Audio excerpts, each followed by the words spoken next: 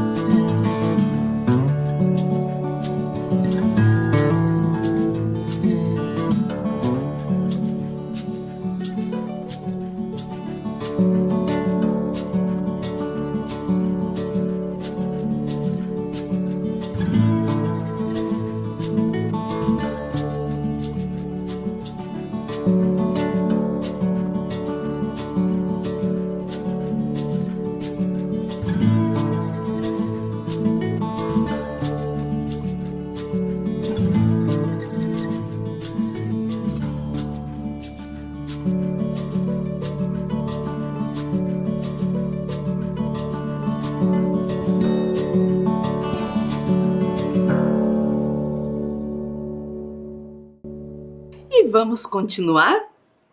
E a Vivi veio nos lembrar de um recadinho bem importante.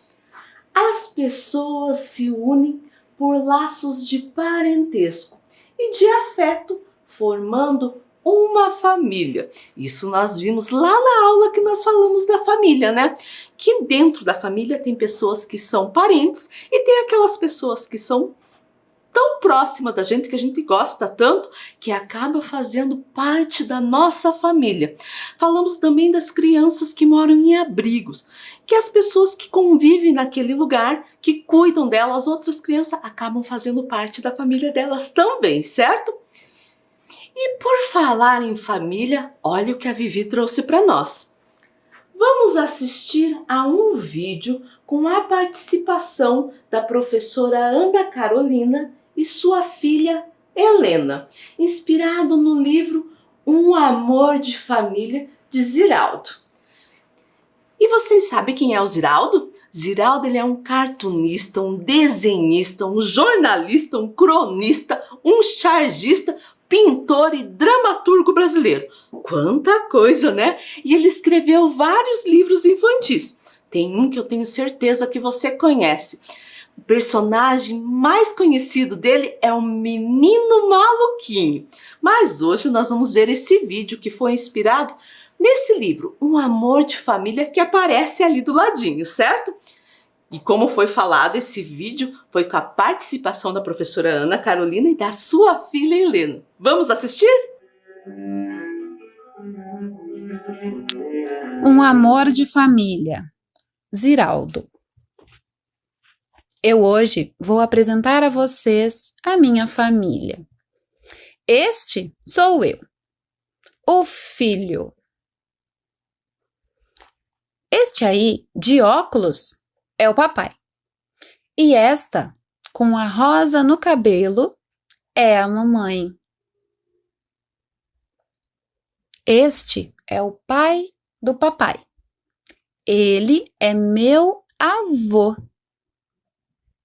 Esta é a mãe da mamãe. Ela é minha avó. Este é o pai do papai. Ele é meu bisavô. Esta é a mãe da mamãe. Ela é minha bisavó. Esta é a irmã da minha mãe. Ela é minha tia. Este é o irmão do meu pai. Ele é meu tio. Este é o filho da irmã da minha mãe. Ele é meu priminho. Ai! Ele me deu um soco. Mas eu adoro a titia, mãe do meu primo. Ela sabe tantas coisas. Ela me ensinou que em inglês amor é love, que em francês amor é amour, que o amor é lieb em alemão, que em italiano amor é amore, e que em espanhol amor é amor mesmo. E que amor é Liebschaft em Yiddish. Ela me ensinou até a escrever amor em japonês.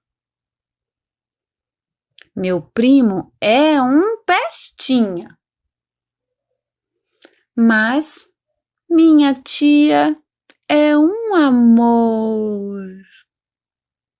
Fim. Tchau, tchau. E daí, gostaram? Eu adorei! Temos que agradecer à professora Ana Carolina e a sua filha Helena, né? Por abrilhantar a nossa aula. E olha lá o que a Vivi veio nos falar. Já que nós falamos de diferentes parentescos, ela vai propor uma ideia. Vamos fazer uma atividade? Complete a frase com a alternativa correta. Então vamos lá? Olha o que a Vivi veio perguntar para você. Ela vai fazer uma pergunta e tem 3 alternativas para você falar qual é a correta. A irmã do meu pai é minha avó, tia ou prima?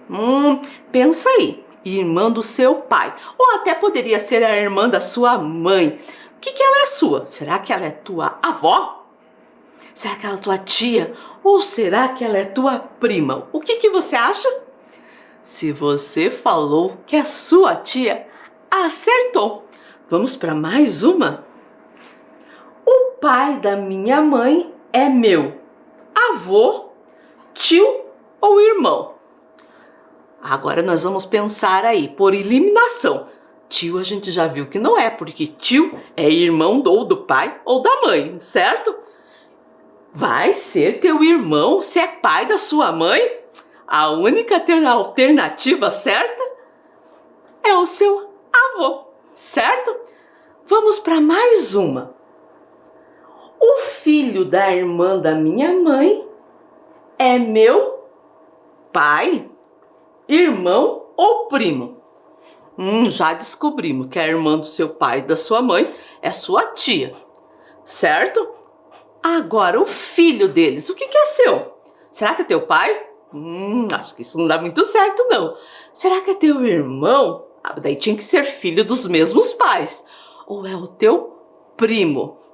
Se você falou que é primo, acertou. Vamos fazer mais uma? O filho do meu pai é meu irmão, tio ou primo?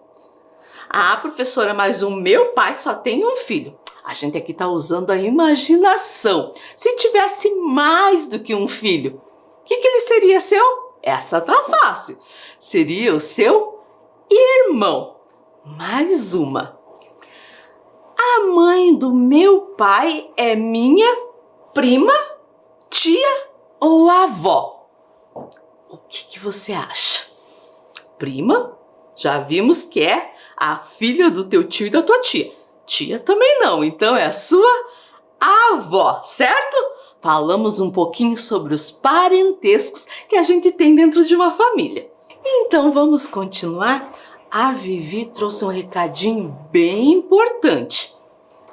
Existe uma lei federal que diz assim: nenhuma escola pode negar matrícula ou recusar o acesso de crianças ou adolescente especial. E especial pode ser aquele que tem Down, que escuta pouco ou nada, que enxerga pouco ou nada, que não consegue caminhar. E para falar de crianças especiais, apesar que todas as crianças são especiais, mas falar das diferenças que existem na escola, a Vivi tem outra ideia. Vamos ler partes do livro Na Minha Escola, Todo Mundo é Igual, de Rosana Ramos. Rosana Ramos é uma professora do programa de pós-graduação em Ciências e Linguagem e também é professora da Universidade de Pernambuco.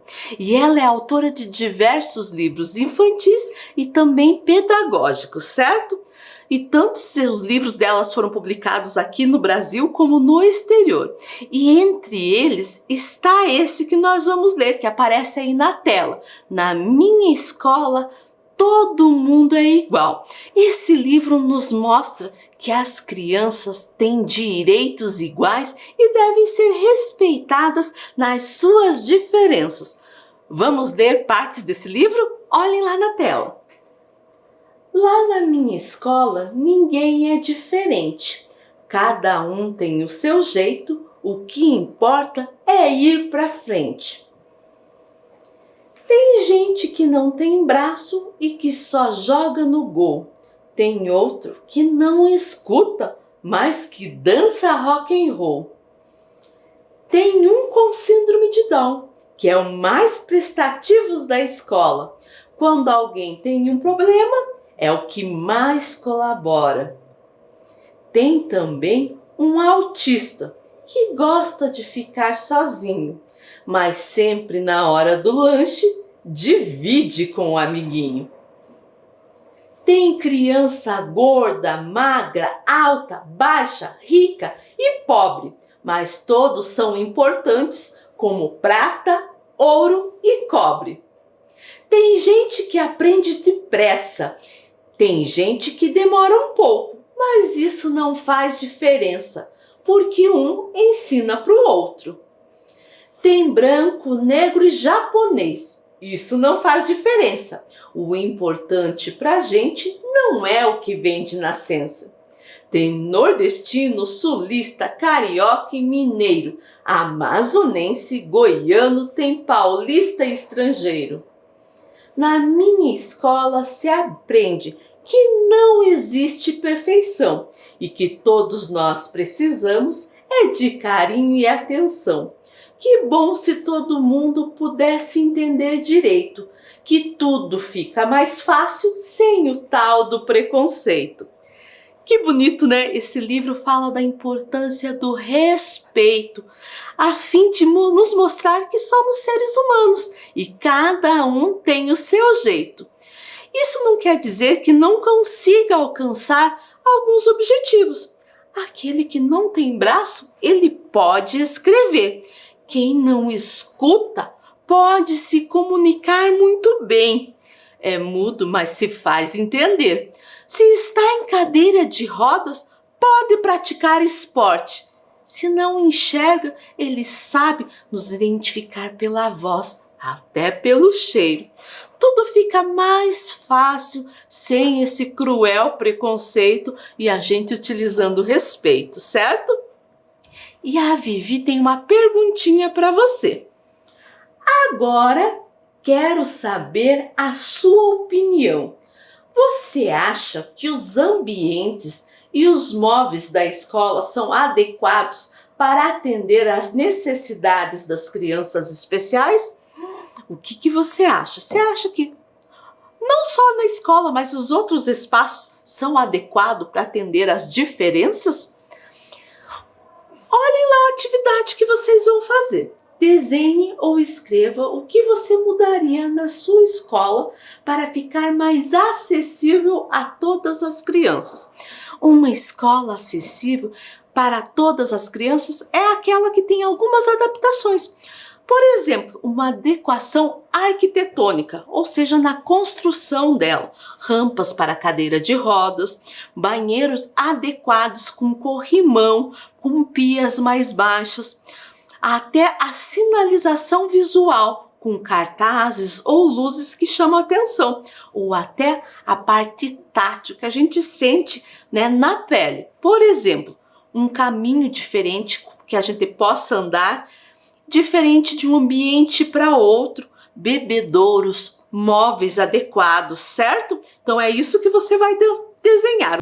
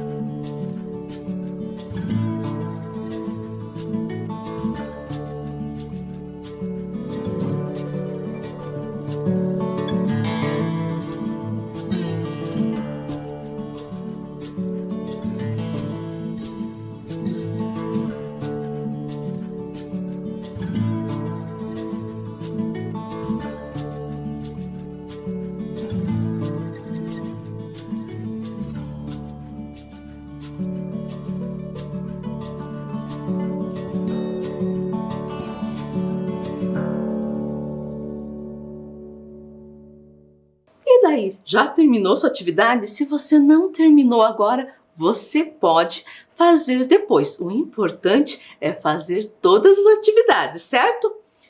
E a Vivi está curiosa. Como eram as moradias de antigamente? Será que se modificaram ao longo da história? Que pergunta interessante! Vamos ver as moradias antigas, do passado, e vamos ver se teve alguma modificação, certo? E vamos começar bem antigamente, na pré-história. Naquela época não tinha casa para morar. Descobriram então que um lugar adequado eram as cavernas, as grutas, pois era um lugar que daria proteção e abrigo contra a chuva, o frio, o calor e até mesmo de animais selvagens. Lembra que a professora falou das moradias, das casas para nossa proteção e abrigo? Desde aquela época eles viram essa necessidade, certo? E agora vamos ver no Egito Antigo. No Egito Antigo, o tamanho e a qualidade do material usado dependiam da classe social, ou seja, do dinheiro que a pessoa possuía, a qual família também pertencia. Os palácios eram moradias de pessoas ricas, certo? Eles eram feitos de tijolos e também de pedras. Os mais pobres utilizavam madeiras e juncos de papiro. Papiro é uma planta para construir sua casa. E ali na imagem nós vemos a representação de uma casa simples e como era a vila dos trabalhadores lá no Egito, certo? Vamos ver mais um? Na Grécia Antiga. Na Grécia Antiga, as residências, moradias, elas não eram luxuosas, eram bem simples. As casas gregas, então, eram simples e a beleza era reservada aos templos e monumentos erguidos em honra aos deuses, certo? E na Roma Antiga? Na Roma Antiga, eles já tinham casas com quarto, sala de jantar, cozinha, banheiros, mas também havia um espaço específico, só encontrado nesse tipo de casa naquela época. Nas casas romanas, era um pátio ao ar livre com um belo jardim, como nós podemos ver ali na imagem, certo? E a Vivi tem outra ideia. Vamos lá ver? Agora vamos ver algumas curiosidades das moradias em diversas partes do mundo. Nós vamos conhecer algumas moradias bem diferentes do que nós temos aqui em Curitiba, no Paraná, no Brasil. Na África, habitações na África. A África é um continente. Em alguns lugares é costume pintar os murais nas suas casas. Pode ser desenhos de cores vibrantes, coloridos, como aparece ali na imagem. Essa primeira imagem é de um grupo étnico chamado Nedebeles, que fica na África do Sul, esse grupo, mas também em Zimbábue. África do Sul e Zimbábue são países da África. A segunda é do povo Cassena, que fica no país chamado Burkina Faso. E olha que interessante. Esses desenhos são feitos pelas mulheres. Elas ensinam umas às outras, passando de geração a geração. Ou seja, a avó tinha o costume de fazer esse desenho, ensinou para a mãe e a mãe vai ensinar para os filhos. E essa filha, quando tiver filhos, também vai ensinar. Bem interessante, né? E esse outro, a Casa Barco, que é lá do Vietnã.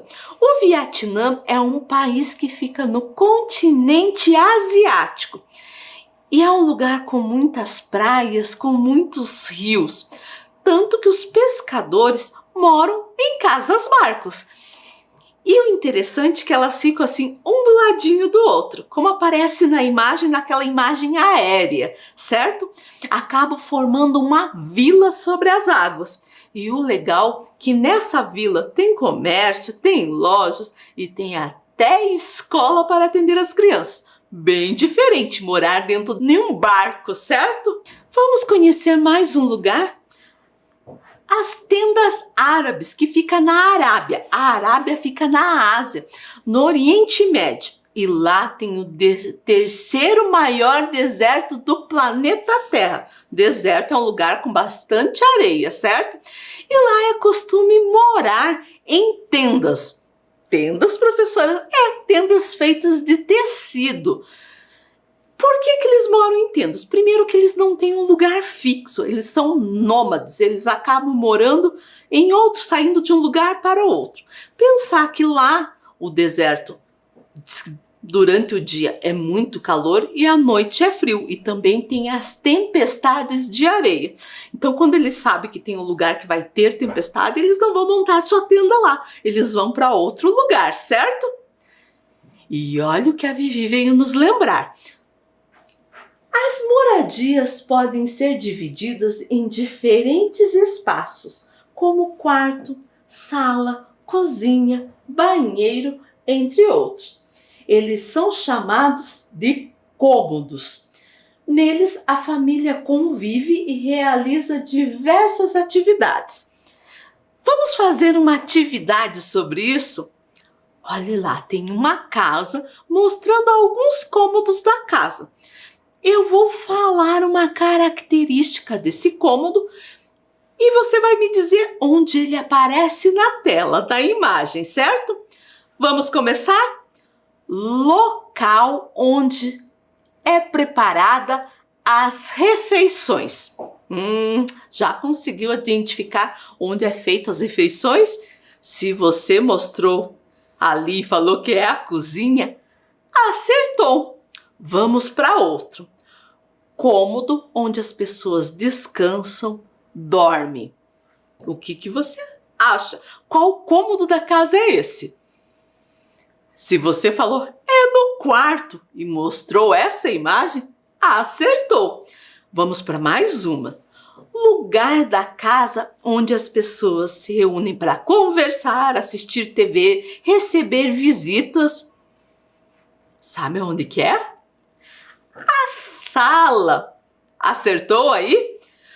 Cômodo da casa onde está instalado o chuveiro, o vaso sanitário. Esse tá fácil. O banheiro. E em algumas casas há um lugar somente para estudo e trabalho. Você sabe qual é esse cômodo? Muitas vezes se chama escritório, certo? Acertaram os cômodos da casa aí? Nós vamos fazer uma atividade agora de verdadeiro ou falso. E o nosso tema é comunidade. Eu vou falar alguma coisa e vocês vão falar se é verdadeiro ou se é falso. Vamos lá? As pessoas vivem em comunidade? O que você acha? Se você falou que é verdadeiro, acertou! Nós vivemos em grupos sociais, em comunidade, desde o período pré-histórico. Nós já estudamos sobre isso. Mais uma. Há comunidades grandes e comunidades pequenas. O que você acha? Isso é verdadeiro ou falso? Se você falou que é verdadeiro, acertou! Vou dar um exemplo. Uma comunidade familiar pode ter poucas pessoas ou muitas pessoas. Existem, então, comunidades grandes com muitas pessoas e também pequenas com poucas pessoas. Mais uma pergunta. Podemos viver sozinhos, isolados de outras pessoas? Dá para viver sozinho, isolado? Esse é falso. Até eu acho que deve ser bem triste viver sozinho, né? Precisamos das outras pessoas para conversar, para nos ajudar, para aprender e tantas outras coisas. Outra pergunta. Em uma comunidade, todos precisam e devem trabalhar. O que você acha? Todos precisam e devem trabalhar? Se você falou falso, acertou. O ideal seria que as pessoas que querem e precisam trabalhar tivessem seu emprego. Mas a gente sabe que nem sempre é assim, que existem muitas pessoas desempregadas. Mas pensando aqui, criança deve trabalhar? Se for um trabalho que prejudique O seu estudo, o seu lazer não é legal, mas ela pode colaborar dentro de casa mesmo. Por exemplo, arrumando a sua cama, enxugando uma louça, deixando as coisas organizadas, não brinquedo por toda a casa. Então, se a gente for pensar dentro de uma comunidade, não são todos que podem trabalhar, certo? Seria o ideal que todo mundo que pode trabalhar e quer tivesse o seu emprego. Mais uma. Todas as comunidades são iguais? Verdadeiro ou falso? O que você acha? Se você falou falso, acertou. Veja lá, nós temos comunidades diferentes, como a comunidade virtual, a comunidade indígena, as comunidades quilombolas, entre outras. Essas comunidades são diferentes e agem de maneiras diferentes. Mais uma. As pessoas da escola formam a comunidade escolar. Isso é verdadeiro ou falso? Se você falou verdadeiro, acertou. E olha essa daqui. As pessoas de uma família formam a comunidade familiar. A família é o nosso primeiro grupo de convívio, a nossa primeira comunidade. E você acha que isso é verdadeiro ou falso? Se você falou verdadeiro, acertou. A família é o nosso primeiro grupo de convívio, a nossa primeira comunidade. Outra. As crianças não precisam ajudar na comunidade. O que você acha? Verdadeiro ou falso? Não precisa? Pera aí. Se todo mundo colaborar, é muito mais fácil, né? E você, enquanto criança, pode ajudar, seja em casa, na escola e até na rua. Por exemplo, fazendo coisas certas e ajudando os outros. Jogar lixo no chão é legal? Não, você pode colaborar nisso. Destruir algum bem público é legal? Também não, você pode colaborar nisso. Cuidar da natureza, das árvores, das plantas, tá certo. E você pode ajudar nisso, certo? Mais uma. Posso fazer parte de mais de uma comunidade? Você pode fazer parte de mais de uma comunidade? Isso é verdadeiro ou falso? Se você falou verdadeiro, acertou. Lembra que a professora falou que nós temos diferentes grupos sociais e também diferentes comunidades. O respeito, a solidariedade e a união devem fazer parte da comunidade. O que você acha? Verdadeiro ou falso? Se você falou verdadeiro, acertou. Isso deve fazer parte da nossa vida sempre, certo? E a nossa aula terminou. Nos encontramos na próxima aula. Se cuidem!